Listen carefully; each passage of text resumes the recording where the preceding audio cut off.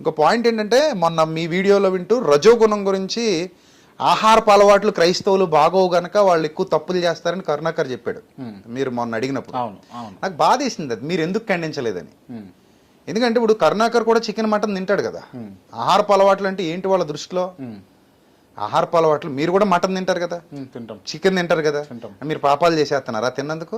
మీరు నీతిగా లేరా? మీరు హిందువులే కదా, మరి అది ఎందుకు అడగలేరు మీరు? ఎందుకు అడగలేదు అతన్ని? అదొకటి నాకు కొంచెం బాధగా అనిపించింది. అది షూట్గా అడుగుతారు కదా క్రాంతి గారు, ఇతను ఇంత పచ్చాబద్దాలు మాట్లాడుతుంటే అంటే అతను ఏంటి అతని దృష్టిలో? అంటే ఇప్పుడు హిందువులలో నేను చెప్తా ఉన్నా, మీరే అన్నారు హిందువులు కొంతమంది శనివారం రోజు తినరు అని ఇంటర్వ్యూలో ముందులో అన్నారు. శనివారం రోజు మిగిలిన రోజులు తింటారు కదా. మిగిలిన రోజులలో కొంతమంది ఒక్కొక్క వారం పెట్టుకుంటారు. అవును, శనివారం తిన మాకు అలా అయితే ముస్లింస్ క్రైస్తవులు కూడా ఉపవాసాలు ఉంటారు కదా. ముస్లింస్ క్రైస్తవులు ఉపవాసాలు ఉంటారు, కటిక ఉపవాసాలు. అంత తిండిని బట్టి మనిషి క్యారెక్టర్ ఎలా నిర్ణయిస్తారు. మరి రాముడు కూడా మాంసం తిన్నాడని గరికపాటి వారు చెప్పారు కదా, పక్కగా చెప్పాడు గరికపాటి వారు.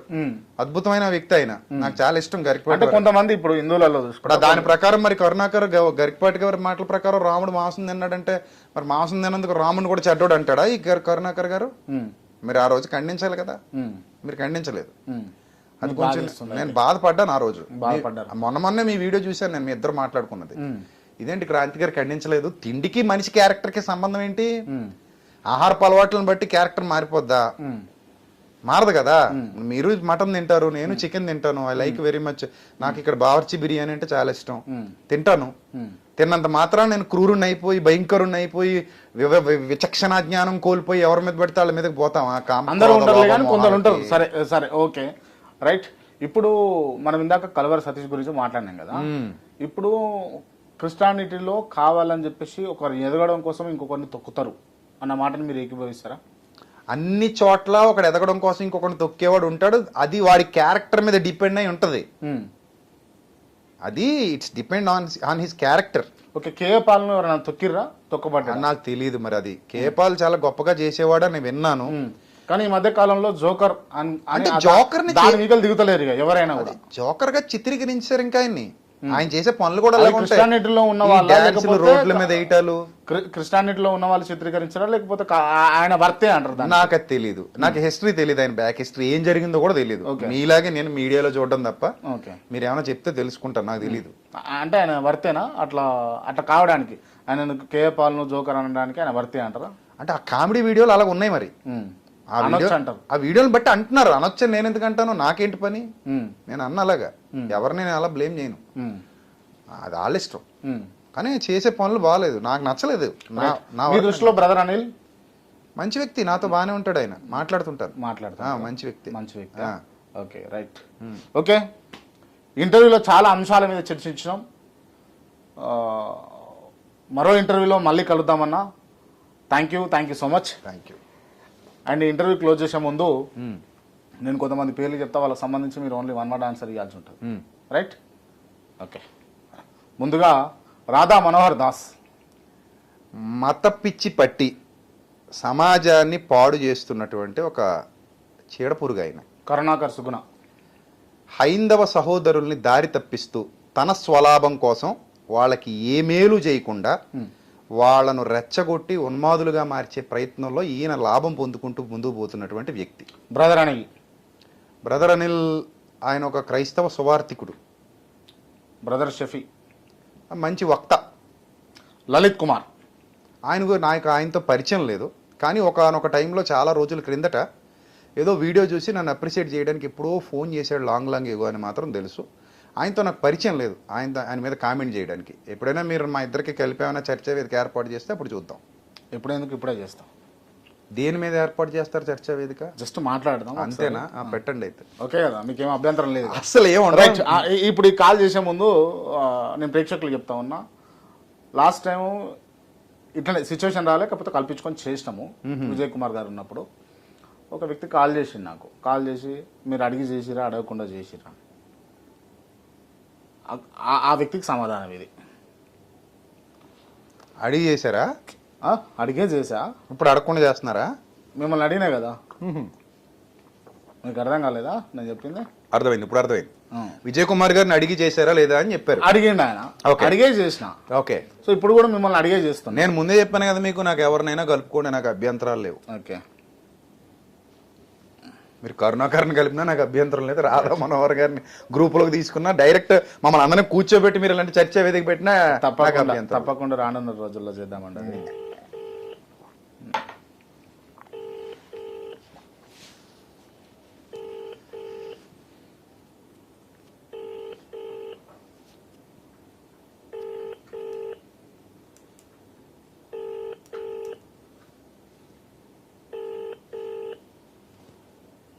కేవలం అంటే మీరు ఇప్పటి వరకు చేసినటువంటి అంటే ప్రచారం కావచ్చు, బోధనలు కావచ్చు, ఆ అంశాలలో వీళ్ళకి నచ్చని ఏంది అన్నది ఒకటి అడుగుతాం.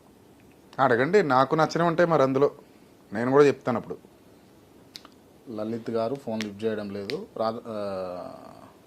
కరుణాకర్ సుగుణ గారు చేయొచ్చు అంటారా? మీ ఇష్టం.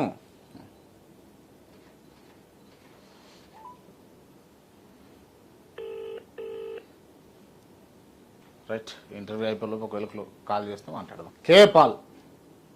కేపాల్ no comment. Okay right, Lalith garu phone చేస్తారు, మాట్లాడదాం. హలో నమస్కారం అండి, బాగున్నారా? చెప్పండి. ఓకే, నేను ఒక ఇంటర్వ్యూలో ఉన్నానండి. నా ముందు విజయప్రసాద్ రెడ్డి గారు ఉన్నారు. ఓకే, కొన్ని అంశాల మీద మాట్లాడదామని చెప్పేసి సిచ్యువేషన్ వచ్చింది, మీకు కాల్ చేస్తాను నేను జస్ట్ అంతే. రైట్, ఓకే, ఒకసారి హలో చెప్పండి మీరు. హలో హలో లలిత్ గారు. నేను బాగున్నాను లలిత్ గారు, మీరు బాగున్నారా? కాదు, లాంగ్ ఏగో ఒకసారి మీరు నాకు కాల్ చేశారు కదా రంజిత్ ఫిర్ ఇష్యూలో మాట్లాడినప్పుడు. నేను ఇప్పుడు అది ఇంటర్వ్యూలో ఈయన అడిగితే లలిత్ గారి గురించి వన్ వర్డ్ లో ఏదైనా చెప్పండి అన్నాడు. నేను లలిత్ గారికి నాకు పరిచయం లేదండి, ఎప్పుడో లాంగ్ ఏగో ఎప్పుడో 5-6 ఏళ్ల కిందట ఎప్పుడో ఆయన ఒకసారి కాల్ చేసిన గుర్తు నాకు. తర్వాత ఎప్పుడు నాకు ఆయనకి వ్యక్తిగతంగా ముఖాముఖి పరిచయాలు అయితే లేవు, ఎప్పుడు మాట్లాడుకోలేదు కూడా అని చెప్పాను అనమాట. ఇస్తున్నానండి క్రాంతి గారికి, ఏదో మాట్లాడతారట మీతో. ఓకే అండి, థ్యాంక్ యూ. రైట్, మీరు పదే పదే క్రైస్తవాన్ని వ్యతిరేకిస్తుంటారు కదా లలిత్ గారు. అంటే మీరు ఇప్పుడు విజయప్రసాద్ రెడ్డి గారు ఉన్నారు నా ముందు, మీరు ఏం అడగదలుచుకున్నారు? మీరు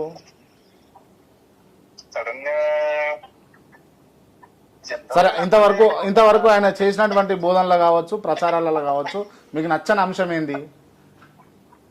నచ్చని అంశం కంటే కూడా నచ్చిన అంశం చెప్పొద్దండి వీపీ రెడ్డి గారి విషయంలో. కారణం ఏంటంటే క్రైస్తవ్యంలో జరుగుతున్న తప్పుడు ప్రచారాలు ఏవైతే ఉన్నాయో, ఏదైతే ఈ స్వస్థత ప్రార్థనలు ఇట్లాంటివి జరుగుతూ ఉంటాయి చూసారా, అవును, వాటి విషయంలో అసలు నిర్బంధంగా మాట్లాడతాడు ఆయన. మన వాళ్ళు కాబట్టి మనకు వదిలేయాలని ఆలోచించకుండా, ఓకే ఇప్పుడు ప్రస్తుతం ఉన్న పాస్టర్లు ఎవరికి కూడా ఇట్లాంటి కెపాసిటీ లేదు కాబట్టి ఇట్లాంటివి చేసి ప్రజల్ని మాయ చేస్తున్న విషయాన్ని ఓపెన్ గా చెప్తాడు. కాబట్టి ఆయన విషయంలో that's a good thing. Okay, కాదు ఏదైనా క్వశ్చన్ అడగాలి అని మీరు ఇన్సిస్ట్ చేస్తే, నాకు రెగ్యులర్ గా క్రిస్టియానిటీ గురించి ఉండే వాటిలో విజయ్ కుమార్ గారిని అడిగిన డౌటే అడుగుతాను, లేదా అది సేమ్ డౌట్ అవుతుంది అనుకుంటే ఇంకొక డౌట్ అడగాలనుకుంటున్నాను. సరే అడగండి, వేరేది అడగండి.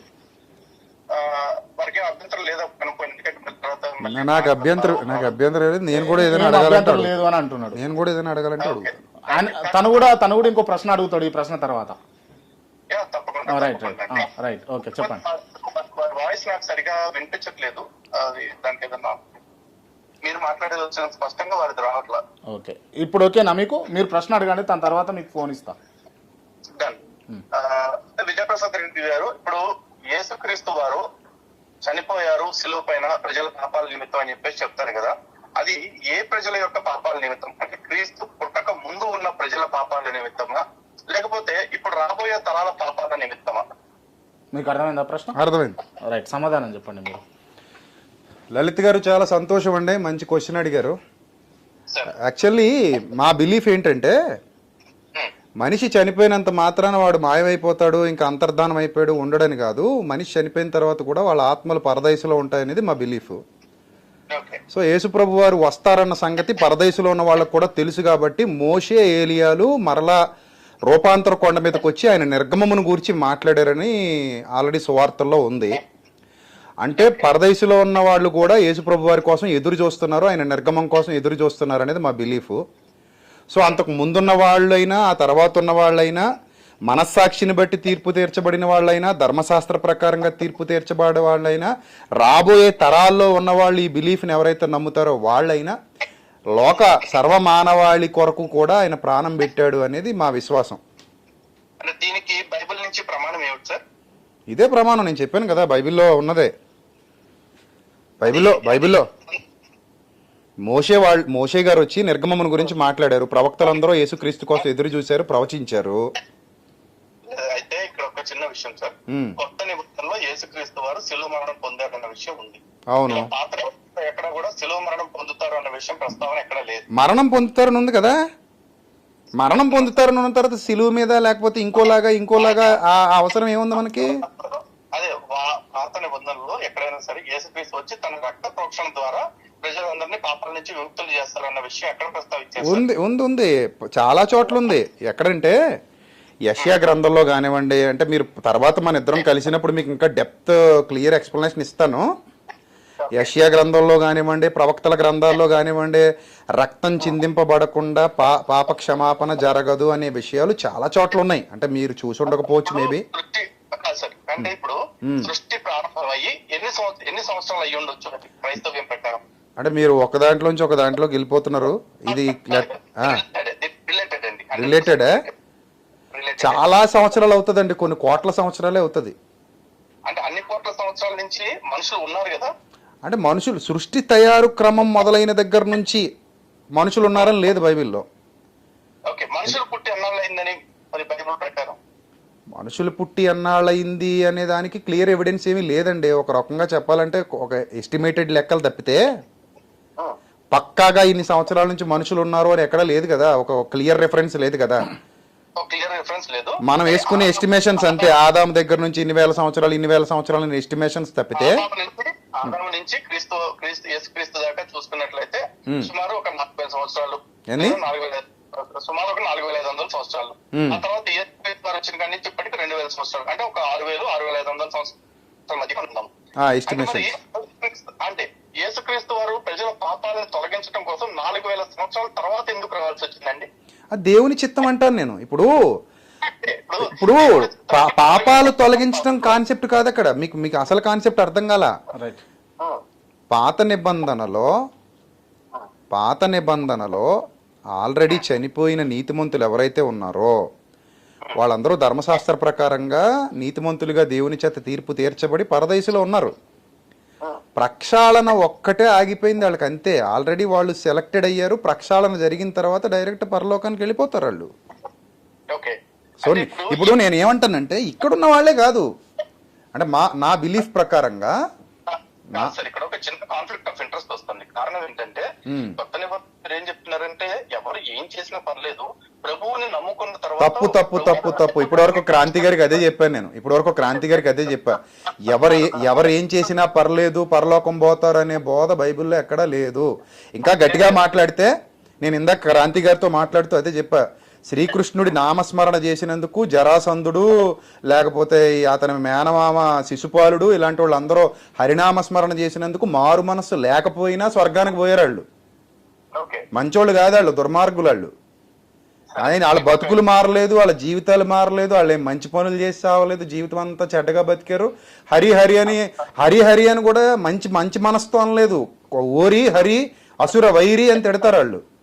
వాళ్ళందరూ స్వర్గానికి పోయారు. విజయప్రసాద్ గారు ఫోన్ ఇవ్వండి. లలిత్ గారు, లలిత్ గారు, ఇఫ్ యూ డోంట్ మైండ్, అంటే బైబిల్ ఎక్కడ కూడా మీకున్న డౌట్స్ పాపం చేసిన పరలోకానికి వెళ్ళిపోతారని లేదు. రైట్, లలిత్ గారు వినిపిస్తుందా? ఇప్పుడు ఒక మాట ఏంటంటే, ఇక్కడ క్రైస్తవ్యం అంటే విజయప్రసాద్ రెడ్డి గారు ఒక్కళ్ళే కాదు, హిందుత్వం అంటే లలిత్ కుమార్ ఒక్కడే కాదు. ఇదే బైబిల్ ని ప్రచారం చేస్తున్న కొంతమంది పాస్టర్లు మాతో బహిరంగంగా చెప్పిన మాట ఏంటంటే, నువ్వు ఎన్ని పాపాలు చేసిన పర్లా యేసు నమ్మితే నీ పాపాలు పోతాయని చెప్పారు. ఇప్పుడైతే వాళ్ళందరూ బైబిల్ తెలియకుండానే పాస్టర్లే మీరు విన్నారు కదా? విన్నాను. నేను ఎక్స్ప్లెయిన్ చేస్తాను. ఎన్ని పాపాలు చేసినా సరే యేసు నమ్మితే పోవు మీ పాపాలు. అక్కడ పాయింట్ ఏంటంటే, ఫస్ట్ నువ్వు మారు మనసు పొందాలి. నేను ఇందాక మీకు చెప్పాను కదా, రాష్ట్రపతి క్షమాభిక్ష ఎప్పుడు పెడతాడు కదా, మారాలి కదా. మనిషి మారితే తప్ప ఇంకొక అవకాశం ఇవ్వరు కదా ఎవరైనా సరే. సో నేను చెప్పింది అది. ఇప్పుడు నువ్వు ఎన్ని పాపాలైనా చేసుకో, నేను ప్రభు క్షమించేస్తానంటే తప్పది, నేను దాన్ని ఖండిస్తాను. That will be more clear అండి. ఇక్కడ ఎన్ని పాపాలు చేసి మారు మనసు అంటే, నిన్న ఒక పాస్టర్ గారు మన ఛానల్ ఇంటర్వ్యూకి వస్తే ఒక మాట అడిగాను. నేను ఒక 99 సంవత్సరాలు అడ్డమైన పాపాలు చేసి ఇంకో సంవత్సరంలో చనిపోతాను అనగా యేసుక్రీస్తు వారిని నమ్ముకుని అన్ని పాపాలు మానేస్తున్నాను అంటాను, అన్ని పడిపోయిన తర్వాత. ఆయన ఏమన్నా చేస్తే మీరు పరలోకం వస్తుంది మీకు కూడా అని చెప్పేసి అన్నారు. మరి ఆయన పాస్టర్ ఆయన ఆహాహా, ఇప్పుడు అక్కడ దైవ చిత్తం ఏంటనేది తెలుసుకోకుండా మన ఒపీనియన్స్ చెప్పకూడదు కదా. ఇప్పుడు 99 సంవత్సరాలు పాపాలు చేసి ఏ ఇంటెన్షన్తో చేసావు, 99 సంవత్సరాలు ఏ ఇంటెన్షన్తో పాపం చేసావు నువ్వు? లెట్ మీ కంప్లీట్ లలిత్ గారు. 99 సంవత్సరాలు నువ్వు ఏ ఇంటెన్షన్తో పాపం చేసావు, నీ బుద్ధి ఏంటి, నీ ఉద్దేశాలు ఏంటి, నీ హృదయ రహస్యాలన్నీ ఆల్రెడీ దేవుడు అన్నీ ఆయనకి తెలుస్తాయి కదా. అది ఏ మతం అయినా సరే. ఇప్పుడు నేను దొంగనయ్యి ఉండి, నేను కేటుగాడిని అయ్యి ఉండి ఆయన్ని మనిషిని చీట్ చేయగలను, దేవుని చీట్ చేయలేను కదా. ఇప్పుడు నేను మారిపోయిన బాబు నాకు పరలోకి ఇచ్చే అంటే ఇచ్చేస్తే ఆయన దేవుడు కాదు, ఈడు భక్తుడు కాదు. సో అలా చెప్పేవాడు తప్పు. సో ఇట్లా చెప్తున్న వాళ్ళు ఎక్కువ మంది ఉన్నారండి. మరి అలా చెప్పడు. ఇప్పుడు నిజమైన మారు మనస్సు, నిజమైన మారు మనస్సు, నిజమైన పశ్చాత్తాపం, నిజంగా రిపెంటెన్స్ అనేది వచ్చి వాడు నిజంగానే కృంగిపోతే నెక్స్ట్ లైఫ్ ఎలా ఉంటుందంటే గొంగళ పురుగులోంచి సీతాకోక చిలుకగా మారినట్టు వర్ణశోభితంగా ఉంటది. ఆ వర్ణశోభితమైన జీవితం ఎలా ఉంటదంటే 10 మందికి ఉపయోగపడుతూ 10 మందికి మేలు చేస్తూ ఉంటది తప్ప నెక్స్ట్ లైఫ్ అనేది క్రిస్టియానిటీలో లేదు కదండి, ఆఫ్టర్ డెత్ కదా ఉంది. విజయప్రసాద్ రెడ్డి ఇక్కడ రిపెంటెన్స్ వచ్చిన తర్వాత గురించి మాట్లాడుతున్నాను. ఆహా, లలిత్ గారు, నేను నెక్స్ట్ లైఫ్ ఇక్కడ రిపెంటెన్స్ వచ్చిన తర్వాత, మారు మనసు పొందిన తర్వాత లైఫ్ గురించి మాట్లాడుతున్నాను. రిపెంటెన్స్ వచ్చింది, రిపెంటెన్స్ పొందామని చెప్తున్న పాస్టర్సే పాస్టర్ వృత్తిలో ఉంటున్న వాళ్ళు అత్యాచారాలు చేస్తున్నారు, దొంగతనం. ఇందాకటి వరకు అదే మాట్లాడుకున్నామండి. లలిత్ గారు ఒక మాట అండి, ఒక మాట. ఈవెన్ నా మీద ఇప్పుడు దాకా క్రిస్టియన్ కేసులని కూడా తప్పుడు కేసులే. ఎందుకంటే మత ప్రచారాన్ని అడ్డుకున్న సందర్భంలో కేవలం మత ప్రచారాన్ని అడ్డుకున్నారని కేసులు పెట్టాల. ఇప్పుడు లలిత్ గారు అలాంటి వాళ్ళు హిందూ మతంలో లేరా? బొచ్చుడు మంది ఉన్నారు కదా. ఈ వాదనలు ఇలా కాదండి. లలిత్ గారు దయచేసి ఏమనుకోకండి. నేను మీకు కుదిరితే, అదే విధంగా విజయప్రసాద్ రెడ్డి గారు కుదిరితే ఇద్దరిని కలిపి కూర్చోబెట్టి డిబేట్ కు ప్లాన్ చేద్దామండి. థ్యాంక్ యూ అండి. థ్యాంక్ యూ లలిత్ గారు. ఏదో రోజు కలిసి మాట్లాడదాం తప్పకుండా. థ్యాంక్ యూ అండి. Thank you. Right, thank you అండి. రైట్, ఇప్పుడు అన్ని మతాల్లో ఉన్నారు కదా దొంగలు. పాస్టర్లు అంటాడేంటి ఆయన? హిందూ మతంలో లేరా నకిలీ బాబాలు, దొంగ బాబాలు బోచ్చుడు మంది ఉన్నారు. బోలే బాబా అనేటోడు మట్టి కోసం చచ్చిపోయారు అందరూ, ఎవరు మాట్లాడలేదు వీళ్ళు. ఆయన ఒక మాట అన్నాడు లలిత్ గారు, క్రిస్టియానిటీలో ఎవడైనా తప్పు చేస్తే విజయప్రసాద్ రెడ్డి గారు ఖండిస్తాడు, అది నాకు నచ్చింది అన్నాడు ఆయన. మరి బోలే బాబా అనేటోడు మోసగాడే కదా. ఎంతమంది మట్టి కోసం వెళ్ళి తొక్కి చచ్చిపోయారు కదా, వేలాది మంది. ఆ మాయలో మరి వీళ్ళందరూ కలిసి ఖండించాలి కదా. ప్రక్షాళన, ఇప్పుడు మన ఇంటిని మనం ప్రక్షాళన చేసుకోకుండా, మన ఇంటిని మనం శుభ్రం చేసుకోకుండా ఎప్పుడు ఎదుటోడు గురించి ఆలోచించడం ఏంటి? తప్ప కదా. కానీ అంటే ఈ వ్యవస్థలో ఏముందనంటే ప్రశ్నకు ప్రశ్న సమాధానం ఎప్పటికి కాదు. సమాధానం చెప్పలేకనే ప్రశ్నలు అడుగుతారు. నేను అలా అడగలేదు కదా. ఆయన అడిగిన ప్రతిదానికి సమాధానం ఇచ్చా. మీరు కావాలంటే ఆన్ రికార్డ్ అని చూసుకోండి. ప్రతిదానికి సమాధానం ఇచ్చాక కూడా ఆయన ఇంకా ఎక్కడెక్కడికో వెళ్తున్నాడు. ఆయన నాది అయిపోయాక ఆయన కొత్త ప్రశ్న వేస్తున్నాడు. రైట్, కాల్ కట్ అయిపోయింది. నేను ఇప్పుడు అడుగుతా ఉన్నా, మీరు డిబేట్ కి సిద్ధమా లలిత్ కుమార్ గారు? ఎవరితో అయినా. కానీ ఇక్కడ నేను ఒక క్వశ్చన్ మీకు ఒక ఆన్సర్ ఇవ్వాలి. నేను డిబేట్ కూర్చుంటే వాళ్ళ గ్రంథాల్లో ఉన్న వాటి గురించి కూడా నిస్సంకోచంగా మాట్లాడాల్సి వస్తుంది. మీరు మాట్లాడాలా? పాయింట్ వినండి ముందు. నిస్సంకోచంగా మాట్లాడేయాలి. అలా మాట్లాడినప్పుడు కొంతమంది హైందవ సోదరులు నొచ్చుకుంటారు. అరే వీడు మా గ్రంథాల్లో ఉన్నవన్నీ బయట పెట్టేస్తున్నాడు, మాట్లాడుతున్నాడు అని నొచ్చుకుంటారు. ఇప్పుడు నేను అలాంటి డిబేట్ చేసే ముందు ఈసారి నేను తీసుకున్న నిర్ణయం ఏంటంటే, ఒక వీడియో పెడతా యూట్యూబ్ లో. ఈ క్రాంతి అనే ఆయన లలిత్ కుమార్ని లేకపోతే ఎవరినో తీసుకొచ్చి నాకు డిబేట్ పెడతానని అన్నాడు. నేను వస్తున్నాను, ఐఎమ్ అగ్రీ విత్ అయితే నేను ఇప్పుడు ఓపెన్ గా చాలా విషయాలు మాట్లాడాల్సి ఉంటుంది. పురాణాల్లో గానీ గ్రంథాల్లో గానీ చాలా విషయాలు ఓపెన్ గా మాట్లాడాల్సి ఉంటుంది. మీ దేవుళ్ళ గురించి కొన్ని కార్యాలు ఉన్నాయి మీ గ్రంథాల్లో, ఓపెన్ గా నేను మరి చెప్పాల్సి ఉంటుంది. విత్ రెఫరెన్సెస్ తో చెప్తాను, కల్పితాలేం కదా, నిజాలే రాయబడినవే చెప్తాను. అలా చెప్పినప్పుడు మీరు నా మీద ఏ ద్వేషం పెట్టుకోనని మాట ఇస్తే అప్పుడు మాట్లాడతాను. నేను చెప్తాను. అంటే భయపడుతున్నారు, భయం అంటారు, ఇబ్బంది పెడతారేమో అని. తర్వాత ఆ భయం ఉంటే అసలు ఎక్కడైనా ఉంటా? అసలు కృష్ణుడా క్రీస్తు డిబేట్కి వెళ్తానా? నేను ఆలోచించేది నా బంధువుల గురించి, భయపడను. బాధపడతారు వాళ్ళని. మీకు అర్థమైందా? నేను వాళ్ళకిలాగా రాధా మనోహర్ దాస్ లాగా రాధా మనోహర్ దాసు బొకడా బైబిల్ అన్నాడు మొన్న ఎక్కడో కూర్చొని. నేను అనలేను అలాగా. అతనికంటే మొండినా కొడుకుని ఒక రకంగా చెప్పాలంటే, మన భాషలో చెప్తున్నా. సో నేను అన్న అలాగా. ఎందుకంటే నేను ఒక మనిషిని మనిషిగా చూడాలి, అతని విశ్వాసాన్ని గౌరవించాలనుకున్నప్పుడు నేను అతని గ్రంథాన్ని కానీ అతని దేవుళ్ళు కానీ దూషించకూడదు. నేను మొన్న కూడా ఒకటే చెప్పా, మా నాన్ననంటే నాకు ఎంత కోపం వస్తుందో మీ నాన్ననంటే మీకు అంతే కోపం వస్తుంది. మీ నాన్నని నేను గౌరవించినప్పుడు మా నాన్నను మీరు గౌరవిస్తారు కదా. కానీ మీరు పద్దాక మా నాన్నను బూతులు తిడుతున్నారంటే సహనం చచ్చిపోయినప్పుడు నేను ఏం చేయాలి? మీ మీద మాత్రమే యాక్షన్ తీసుకోవాలి నేను. కానీ ఇలాంటి డిబేట్లు ఎలా ఉంటాయంటే మొత్తం హైందవ సమాజం అంతా లలిత్ కుమార్ వైపు వెళ్ళిపోద్ది. అప్పుడు వాళ్ళందరికీ విజయప్రసాద్ రెడ్డి శత్రువు అవుతాడు. మొత్తం క్రైస్తవ సమాజం అంతా నా పక్క వచ్చేస్తుంది, లలిత్ కుమార్ శత్రువు అవుతాడు. ఇది అవసరమా? రేపొద్దున మన పిల్లలు కొట్టుకు చావాలా? అదా మన ఉద్దేశం? కత్తులు తీసుకుని క్రాంతి కొడుకుని నా కొడుకు నరికి, నా కొడుకుని క్రాంతి కొడుకు నరికి నేనేం చెప్తా అంటే అది మంచి పద్ధతి. దీంట్లో అంటే ఒక డిబేట్ కానీ ఎవరైనా కూడా వాట్ ఎవర్ బి, అంటే క్రైస్తవ సోదరులు కావచ్చు, హిందూ సోదరులు కావచ్చు, ముస్లిం సోదరులు కావచ్చు, ఒక సబ్జెక్ట్ లాగా తీసుకొని దాంట్లో ఉన్న అంశాలను నేర్చుకోవడంలో అది తప్పులేదు. అలాగైతే పర్సనల్ గా తీసుకొని ఇప్పుడు నేనేమని చెప్తానంటే, నేను ఇన్నాళ్ళ నా క్రిస్టియన్ పరిచర్యలో ఏ దేవుణ్ణి దూషించలా. గతంలో కొన్ని పరుష పదజాలము ఉపయోగించి కొంతమంది మనుషుల్ని గురించి మాట్లాడినప్పటికీ దేవుళ్ళను దూషించటం గానీ ఇలాంటివి చేయడానికి నేను ఇష్టపడలా. ఒకటి రెండు సందర్భాల్లో మనుషుల గురించి మాట్లాడా. మనుషుల మీద కోపం వచ్చి నేను కూడా మీ దేవుడిని ఎలాగంటే నువ్వు ఏం చేస్తావరా అని అడిగా. అప్పుడు కూడా నేను సారీ చెప్పి అలా అనకూడదని. ఇప్పుడు మీ రాముణ్ణి లేకపోతే పనుడని, మీ కృష్ణుడిని ఏదో మా కారు డ్రైవర్ అని నేను పోలిస్తే నీకు ఎలా ఉంటుందా, నొప్పుకుంటదా అని అడిగా. మా ఇంట్లో పనుడని మీ దేవుడిని అంటే నీకు నొప్పుకుంటదా అంటానరా, నువ్వు రాస్తావా దాన్ని, తప్పు కదా అని అడిగా ఒక అతన్ని. నాకు దానికే బాధేసింది.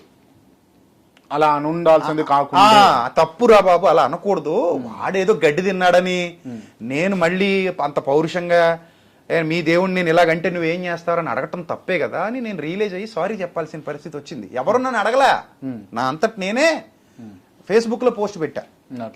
ఎవరికైనా ఒకవేళ ఒత్తిడి కాల్స్ ఏమైనా వచ్చినాయా? లేవడరా, నాకు ఎవడ చేయడం అలాగా. చెప్పి పాయింట్ ఏంటండి, అలాగే ఎవరన్నా మీరు ఏమైనా బాధపడితే నా తమ్ముళ్ళారా అన్నలారా మన్నించండి రా నాయన, నా ఉద్దేశం అది కాదని కూడా చెప్పాల్సి వచ్చింది గత 4-5 సంవత్సరాల కిందట. నేనేమంటానంటే, ఇప్పుడు నా బంధువుల్లో ప్రాణం నేనంటే వాళ్ళకి మీరు నమ్మాలి, నేనంటే ప్రాణం ఇచ్చేస్తారు వాళ్ళు. మా బావలు, మా బంధువులు అందరూ కూడా మేమందరం అంత క్లోజ్ ఉంటాం. పనికి పని వచ్చిందంటే నా పక్క వచ్చి నిలబెడతారు వాళ్ళు. ఇక్కడ మతాలు గిత్తాలు ఉండవు, ఎందుకంటే నేను వాళ్ళ రక్తం. So we are all one community. So కాబట్టి ఇక్కడ ప్రాబ్లం ఏంటంటే, ఈ డిబేట్లు జరిగినప్పుడు, ఇప్పుడు డిబేట్లు జరగకుండానే చాలా వీడియోలు పెడుతున్నారు వీళ్ళు. బైబిల్ని తిడతారు, యేసుప్రభుని తిడతారు, నోటుకొచ్చినట్టు వాగుతారు. అలా డబ్బులు వస్తున్నాయేమో నాకు తెలీదు. అది తప్ప కదా మీరు చెప్పండి క్రాంతి గారు, తప్ప కదా మీరు చెప్పండి, తప్పే కదా అది. నేను ఎప్పుడు ఏ దేవుణ్ణి దూషించను. మా ఇంటికి మొన్న రాముడి జెండాలు కట్టారు, రే తీసేండ్రా అంటే తీసేస్తారు. వెలంపేట రామాలయం ఓపెనింగ్ అయింది, వెలంపేటలో వెలమల రామాలయం. అది వాళ్ళు జెండాలు కట్టుకుంటున్నారు వీధిలో. నాకు తెలిసిన వాళ్ళే, నా పరిచయస్తున్న నా స్నేహితులు వాళ్ళు. అరే తమ్ముళ్ళు తీసేయండి రా, మా ఇంటికి కట్టుకండ్రా అంటే అలాగే అన్న అని తీసేస్తారు వాళ్ళు. కానీ నేను అలా కట్టుకుంటారు నాన్న మీ ఇష్టం అని. రాముడి జెండాలు మా ఇంటికి కూడా కట్టుకుంటూ హ్యాపీగా వీధంతా అలంకరించుకున్నారు వాళ్ళు. ఎప్పటికీ అలాగున్నాయి పాతబడిపోయిన జెండాలు. జరిగి 2-3 నెలలు అవుతుంది. నేను ఏం తీయమని చెప్పలేదు వాళ్ళకి. నాకు అడ్డే ఉంది, బయట కట్టుకున్నారు ఎక్కడో చివర. నా తప్పే ఉంది, వదిలేశాను. అంటే నా భావజాలం అది. రైట్, గౌరవించాలి ఇతర మతాలను అనేది. రైట్. అంటే ఇప్పుడు నేను చెప్తా ఉన్నా కదా, ఇప్పుడు నేను ఏ దేవుడిని దూషించను, ఏ దేవతని దూషించడం ఒప్పుకోను. అడిగే స్కోప్ మీకు ఉన్నప్పుడు పడే ఓర్పు కూడా ఉండాలి కదా మరి. రైట్. అట్లాంటి వ్యక్తులతో ఖచ్చితంగా లలిత్ కావచ్చు, లేకపోతే కరుణాకర్ సుగుణ కావచ్చు, వాళ్ళకి కూడా నేను ఇప్పుడు ఈ మీడియా విధంగా నేను చెప్పేది ఏంటంటే, రాధా మనోహర్ దాసు చాలా దుర్మార్గంగా బైబిల్ గురించి మాట్లాడతాడు. అదే విధంగా నేను కూడా మాట్లాడితే అతను తట్టుకోలేడు. చాలా ఉన్నాయి గ్రంథాల్లో మీరు చెప్తే నంబర్ నేను చదివా, నా దగ్గర ఎవిడెన్సెస్ ఉన్నాయి.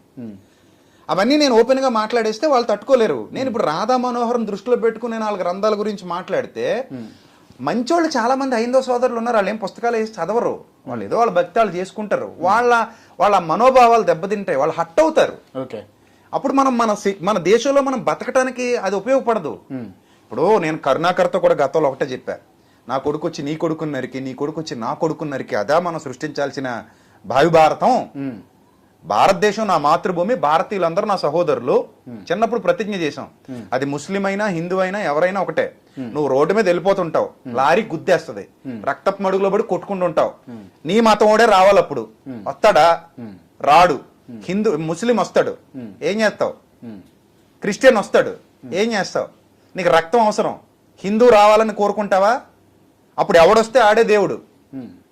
ఇప్పుడు ముస్లిం వచ్చాడు, రక్తం ఇచ్చాడు, ఎక్కించుకోవా?